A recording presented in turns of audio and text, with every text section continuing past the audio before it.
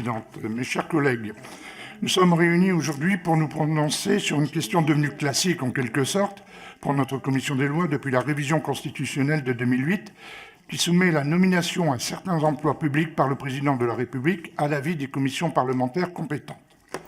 La liste de ces emplois est annexée à la loi organique du 23 juillet 2010 et par conséquent, toute modification nous amène à nous prononcer sur le bien-fondé du recours à cette procédure au regard de l'importance de la fonction exercée. Car si l'avis du Parlement est réservé à certains emplois, une cinquantaine environ, ceux-ci partagent la caractéristique commune de présenter, selon la lettre de l'article 13 de la Constitution, une importance pour la garantie des droits et libertés ou la vie économique et sociale de la nation. Sont ainsi comprises dans cette liste aussi bien la présidence de l'autorité de la concurrence que celle de sûreté nucléaire, la direction générale de l'Agence française du développement, comme celle de la Caisse des dépôts et consignations.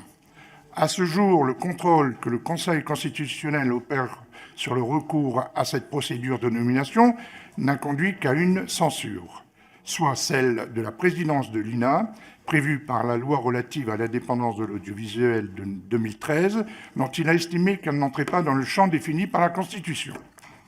Alors, qu'en sera-t-il pour la direction générale du futur établissement fusionnant l'Agence française des territoires et l'Observatoire national de la chasse et de la faune sauvage, que la Commission du développement durable et le gouvernement nous proposent de renommer Observatoire national de la biodiversité? En tant que rapporteur de ce texte, je considère qu'alors le président de l'AFB est d'ores et déjà nommé en application de l'article 13, à la suite d'une initiative parlementaire, en ce sens d'ailleurs, la gouvernance du nouvel office, qui verra ses missions étendues à celles de l'Office national de la chasse, ne peut l'être qu'à son tour. Je soutiens donc sans réserve la modification qui nous est proposée pour tenir compte de la fusion de ces deux entités. Le gouvernement nous propose par ailleurs que la commission du développement durable, qui est la commission compétente en l'occurrence, ne se prononce plus sur le choix du président du conseil d'administration de l'établissement, comme cela a été le cas pour l'AFB, mais sur la nomination du directeur général. Selon les informations qui m'ont été transmises, et comme le souligne l'étude d'impact, c'est en effet le directeur général qui sera en charge de piloter l'office, et dont les compétences devront être appréciées par le Parlement. La présidente de la Commission du développement durable, notre collègue Madame Barbara Pompili, rapporteure pour avis de ce projet de loi organique, soutient cette position et je me rangerai à son avis et à celui du gouvernement sur ce point.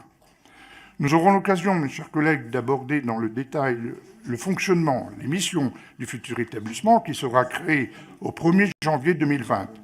Près de 300 amendements ont été en effet déposés pour l'examen au fond du projet de loi ordinaire par la Commission du développement durable. Ils ont été donc étudiés à ce niveau et nous les reverrons en séance dans l'hémicycle.